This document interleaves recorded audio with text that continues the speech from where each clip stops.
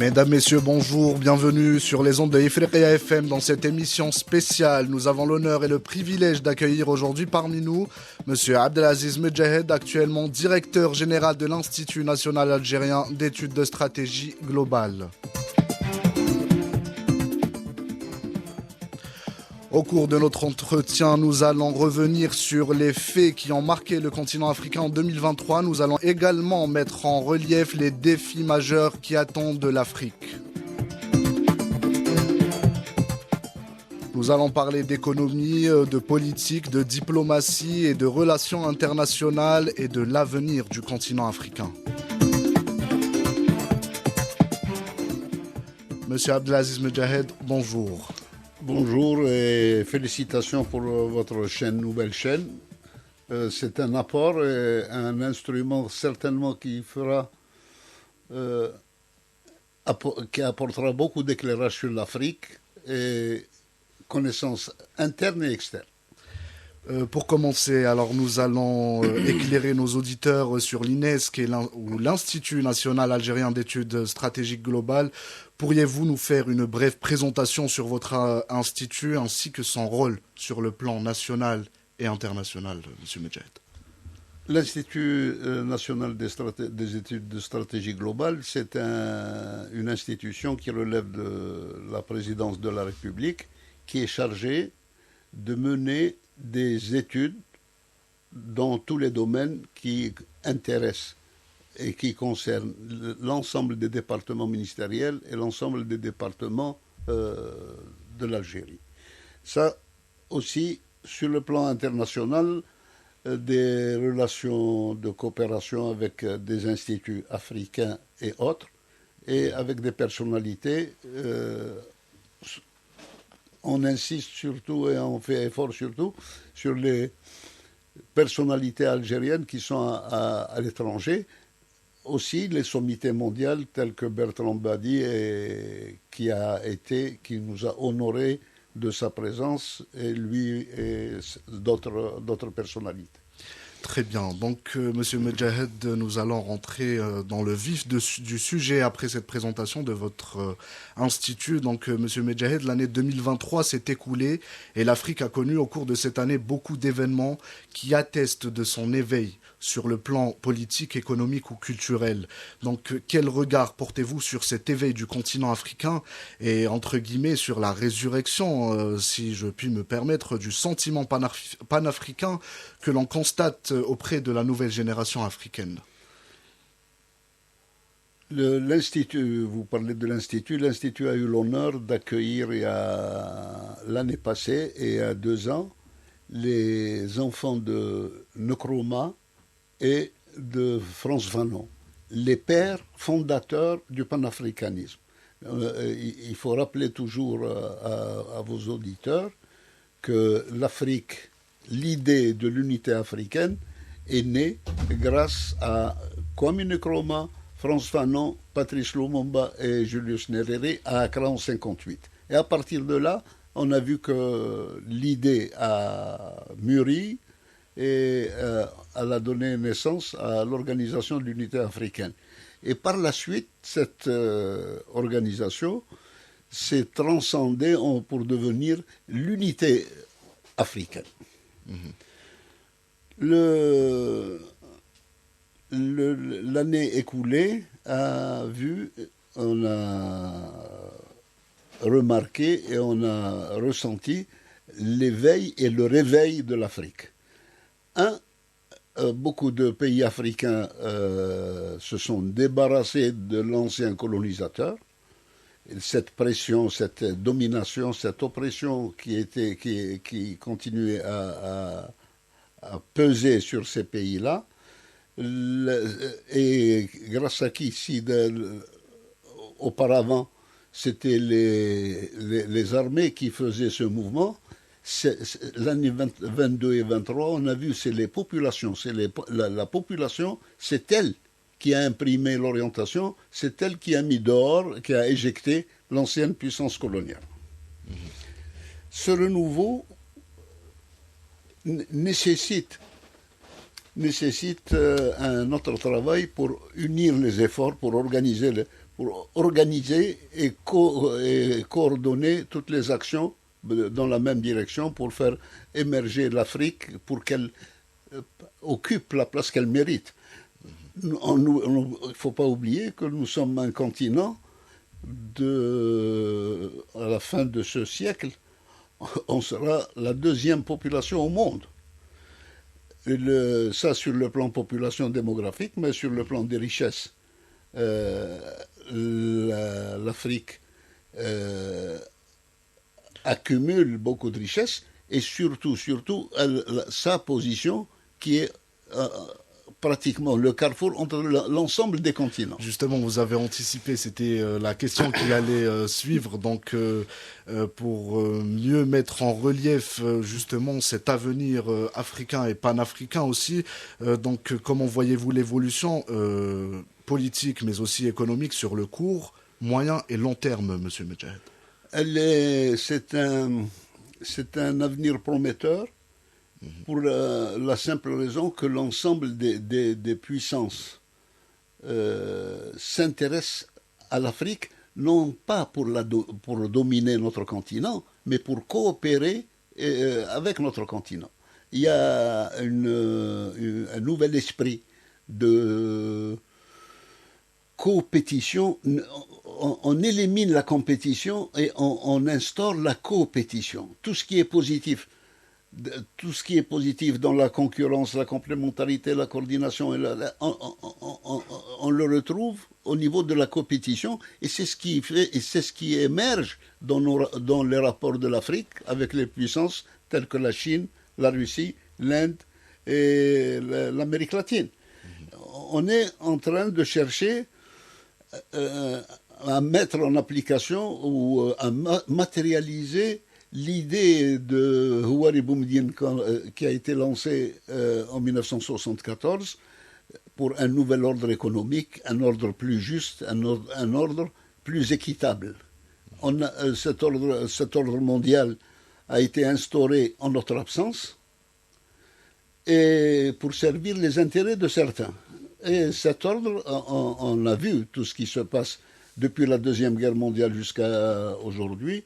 Tous les malheurs qu'a connu l'humanité, c'est à cause de cet ordre injuste, et le dernier en date, vous le connaissez, et les Palestiniens le subissent tous les jours, et au vu et au su du monde entier.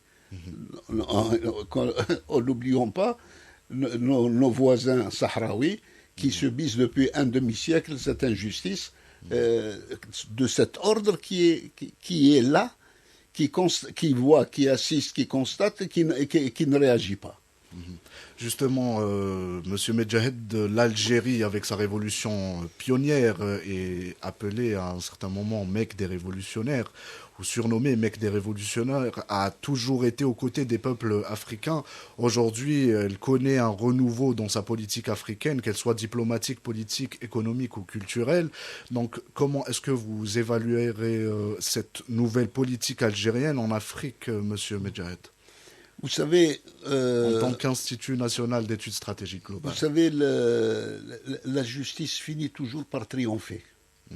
Tout ce qui est juste est durable. L'injustice, sa durée de vie est très courte. Et il ne faut jamais oublier que l'Algérie, à travers son histoire, elle a toujours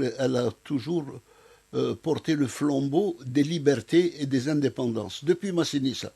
Massinissa disait que l'Afrique est aux Africains, et il a lutté, et ça a donné à ce que l'Église africaine, l'Église de Saint-Donat, combat l'Église de Rome de Saint-Augustin.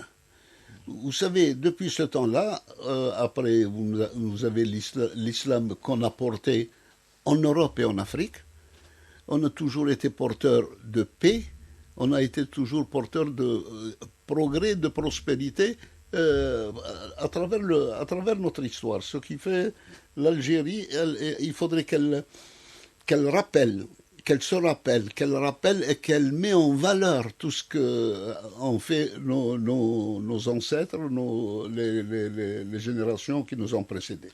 Donc justement, au plus de ces principes inébranlables que vous avez soulignés, justement, de la politique algérienne vis-à-vis du continent africain, l'Algérie est notamment la porte de l'Afrique, avec une importante infrastructure routière, ferroviaire et portuaire. Elle représente réellement la locomotive de l'intégration africaine, notamment la région sahélo-sahélienne. Elle a adopté récemment l'initiative de la zone de libre-échange africaine aussi. Donc les efforts aujourd'hui se multiplient avec l'accélération des travaux de la route transsaharienne par exemple et le lancement très prochainement du gazoduc algéro-nigérian. Donc selon vous, quel rôle joue l'Algérie dans le développement de l'économie africaine, notamment dans le commerce intra-africain actuellement? L'Algérie, de par sa position qui est le cœur et la porte de l'Afrique. Quand on voit la carte, on pénètre l'Afrique sur 2500 km. Et avec des ouvertures est, ouest, sud et sud-ouest.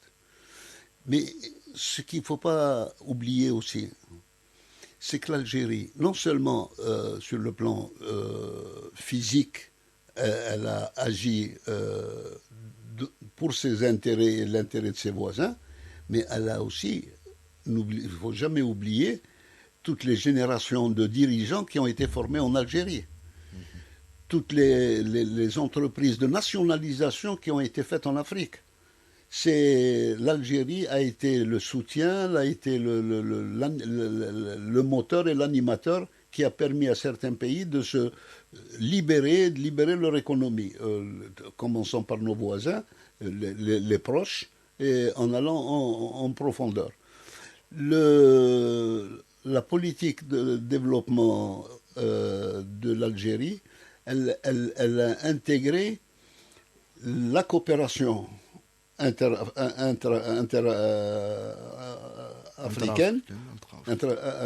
africaine et aussi mondiale. Il ne faut pas oublier que les accords avec la Chine, avec la Russie, dans les domaines miniers, routiers, infrastructures, ports, aéroports. Quand vous prenez l'exemple de Hamdaniya, qui va être le plus grand port en Afrique, réalisé en coopération avec nos camarades chinois. Et ce port va desservir les deux artères principales, la route de l'unité africaine, la transsaharienne, et aussi la route ouest qui part Oran Béchar Tindouf et Zouirat. Zouirat, justement, qui va être inaugurée dimanche prochain. Elle est en cours, elle est bientôt inaugurée. Vous avez aussi un grand projet, de grands projets ferroviaires. Vous avez la ligne ferroviaire qui va aller au Niger, en passant par, c'est-à-dire la transsaharienne, une parallèle à la transsaharienne, ce qui fait que vous avez la transsaharienne, vous avez la fibre optique, la dorsale fibre optique qui arrive aussi en Afrique, le chemin de fer. Vous avez, je vous rappelle un peu, peut-être, il faut rappeler les anciens. Les années 70, on avait créé des foires régionales, la foire de Le Mougar de Tindouf et la Sihar de Tabrast.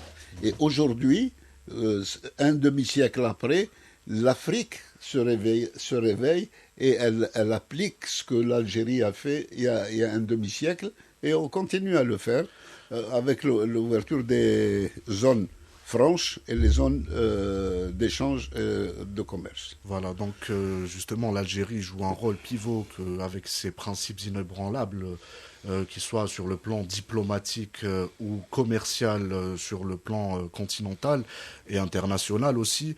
Mais il y a aussi son expérience dans la lutte antiterroriste justement et sa contribution et justement elle offre son expérience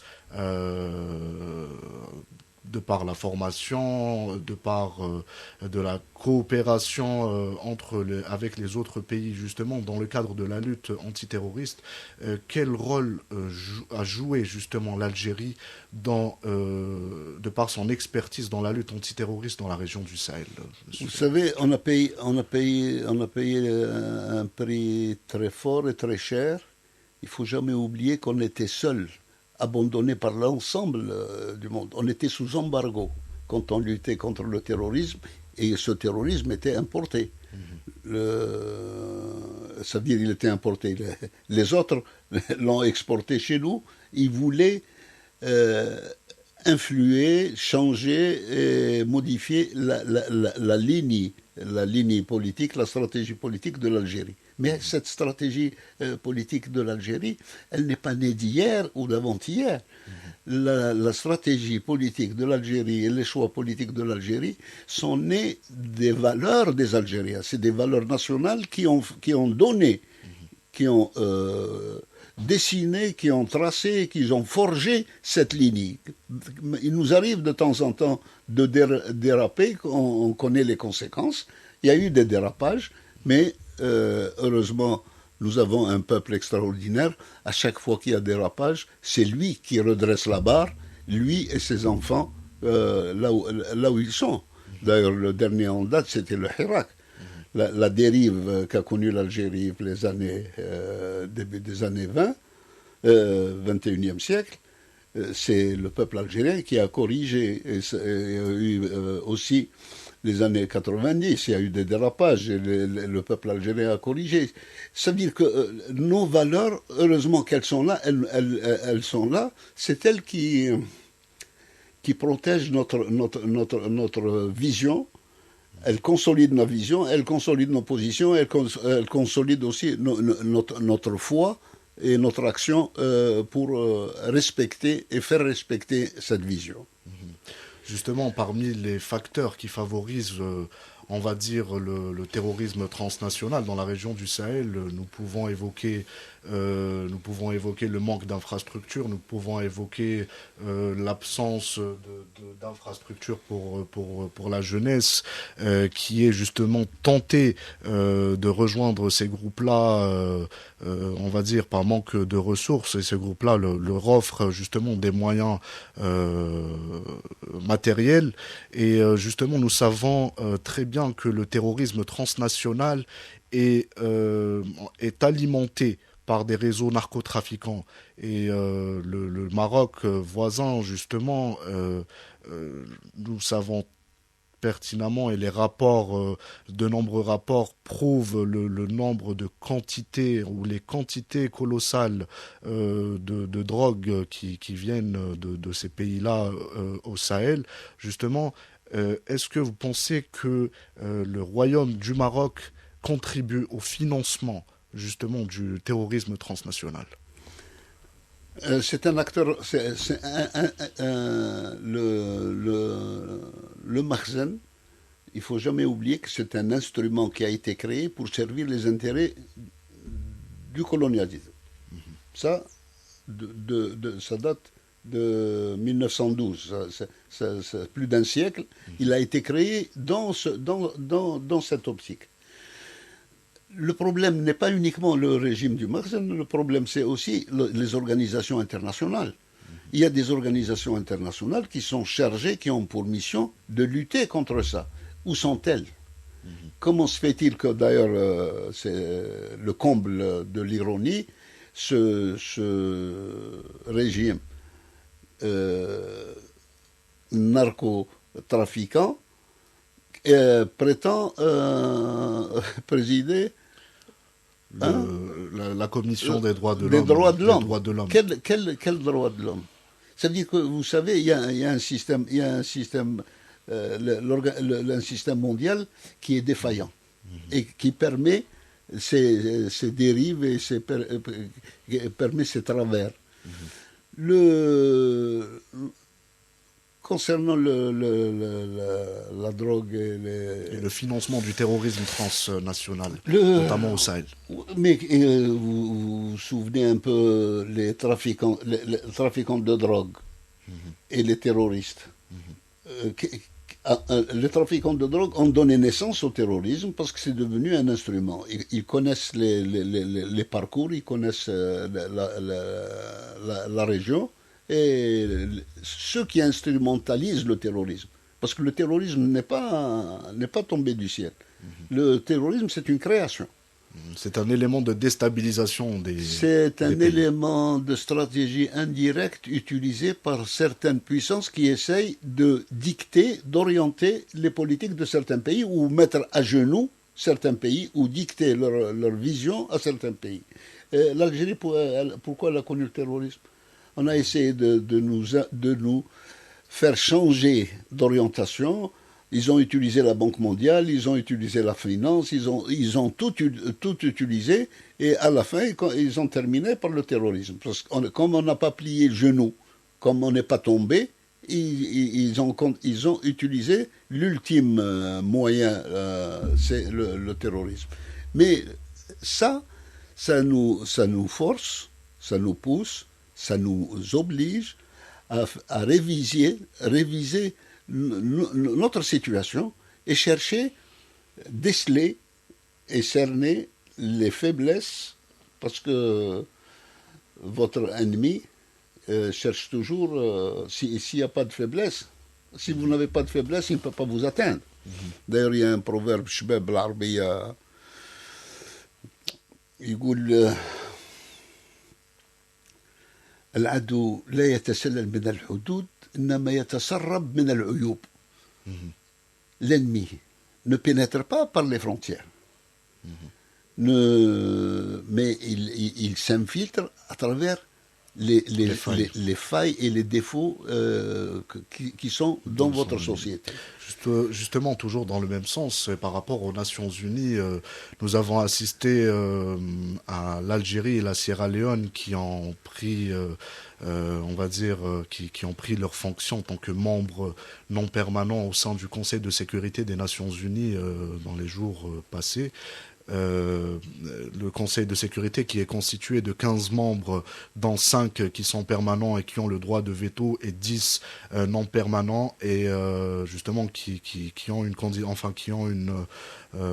sont membres tournants. Donc justement, l'Afrique justement n'a pas sa place en tant que membre permanent au sein du Conseil de sécurité. Est-ce que, comment voyez-vous quel rôle pourrait jouer l'Afrique aux côtés du Sierra Leone dans ce mandat, justement pour hisser haut et fort la voix de l'Afrique qui demande une certaine justice pour les Africains et encore plus de sièges non permanents, et aussi ils demandent un siège permanent. Et comment voyez-vous les réformes que pourraient apporter les grandes puissances ou les membres du Conseil les membres de l'ONU? Quelles sont les réformes à apporter justement à l'ONU pour avoir un nouvel ordre plus juste et plus équitable? L'équité elle est inexistante dans le système actuel. Comment peut-on expliquer... C'est pour ça que j'ai souligné nouvel ordre mondial. Comment peut-on expliquer qu'un pays comme la France, qui a 70 millions à peu près d'habitants, a un siège permanent à l'ONU, et l'Inde, qui fait 1,5 milliard, n'a pas de siège permanent. Ce déséquilibre... Et l'Afrique qui comptabilise 1,4 milliard. Si on se rappelle bien de l'image de la justice, c'est la balance. C'est la balance. Où est cette balance? Ce déséquilibre flagrant, ce déséquilibre criard. Vous avez le monde, vous avez parlé de 2023, peut-être allant même à 2022, quand on voit la crise de l'Ukraine et ce qui se passe à Gaza, comment expliquer la position, le comportement et les résolutions de ces pays occidentaux face à ces deux crises. Face à la crise ukrainienne, qui dure depuis plus d'une année, ils n'ont pas eu le nombre de tués et de morts qu'a connu Gaza. Et quand on voit les positions des pays occidentaux vis-à-vis de la Russie, qu'est-ce qu'elles ont fait contre Israël? Jusqu'à l'heure actuelle, l'ONU ne peut pas se permettre de critiquer les dirigeants israéliens. Les représentants de l'ONU n'ont pas le droit, ne peuvent pas accéder à Gaza. C'est un monde qui est injuste et il faudrait faire avec. Le malheur, c'est que nous sommes dans un monde où le faible n'a pas de place. Et c'est pour ça qu'on est condamné à être fort. On n'a pas le choix. Et donc, pensez-vous qu'on pourrait apporter justement des réformes profondes aux Nations Unies, ou comment voyez-vous l'avenir des Nations Unies? L'avenir des États-Unis, Nations Unies, j'ai parlé de Bertrand Badi, c'est pour rappeler un de ses ouvrages, L'impuissance de la puissance. Vous savez, depuis la Deuxième Guerre mondiale jusqu'à aujourd'hui, les États-Unis d'Amérique ont mené des guerres et des guerres et des guerres, et ils n'ont gagné aucune. Ils n'ont pas gagné contre le Vietnam, ils n'ont pas gagné contre la Corée, ils n'ont pas gagné contre l'Afghanistan, ils n'ont pas gagné contre l'Irak, ils ne gagneront pas. Un peuple, on ne peut pas imposer sa volonté à un peuple. Et le meilleur exemple, c'est Gaza. Et on parle de l'armée israélienne, la plus grande puissance et la plus forte puissance du Moyen-Orient. Les Gazaouis n'ont pas aucune force. Ils ont la volonté, la foi et l'engagement.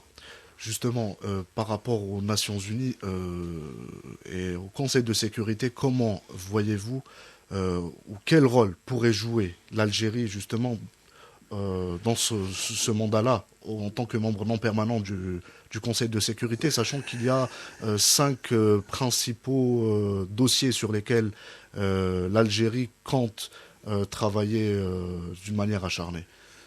Je vous rappelle que l'Algérie, en 1974, elle n'était pas membre du Conseil de sécurité, elle était là où elle était, et elle a réussi à chasser l'Afrique du Sud de l'apartheid. On l'a chassé de l'ONU. Comment elle a fait? Elle a mobilisé derrière elle toutes les forces qui croient au principe de droit et de liberté. Dans la même année, on a condamné le sionisme comme forme d'apartheid. Et malheureusement, en 92, il y a une résolution qui a abrogé cette résolution. Et il faut peut-être chercher qui a voté, comment les gens ont voté, et vous allez comprendre beaucoup de choses qui se passent aujourd'hui. Donc justement, parmi les dossiers que j'ai évoqués et qui seront, on va dire, dans le programme de l'Algérie lors de son mandat au sein du Conseil de sécurité, il y a la dernière colonie d'Afrique qui est le Sahara occidental, et il y a aussi la question palestinienne ou la cause palestinienne. Donc, selon vous, quel rôle pourrait jouer, et c'est une occasion en or pour l'Algérie, en tant que membre non permanent des Nations Unies, justement de se pencher d'une manière efficace sur ces deux dossiers-là au sein du Conseil de sécurité?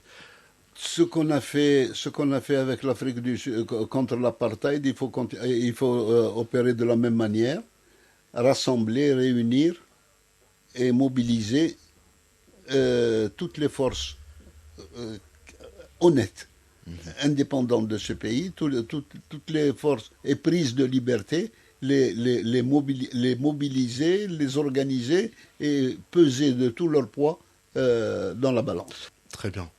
Monsieur Medjahed, je rappelle que vous êtes directeur de l'Institut national algérien d'études de stratégie globale. C'est la fin de cette émission. Ce fut un plaisir réellement de tenir cette émission avec vous. C'est un plaisir d'être sur votre station qui rappelait, il faut qu'on rappelle que nous avons été l'Algérie, le Ghana, le Congo, on était les porte-flambeaux de cette Afrique au sommet d'Accra avec Kwame Nkrumah, France Fanon, Patrice Lumumba. Il faut rappeler tout ça et c'est un honneur que l'Algérie a créé votre chaîne qui, elle, doit porter ce message, cette vision et cet espoir. Merci, mesdames, messieurs. C'est ainsi que nous arrivons à la fin de cette émission spéciale. C'était Mounir Doudan avec vous à la présentation. Je vous remercie infiniment. Excellente écoute de la suite de nos programmes sur les ondes de Ifriqiya FM.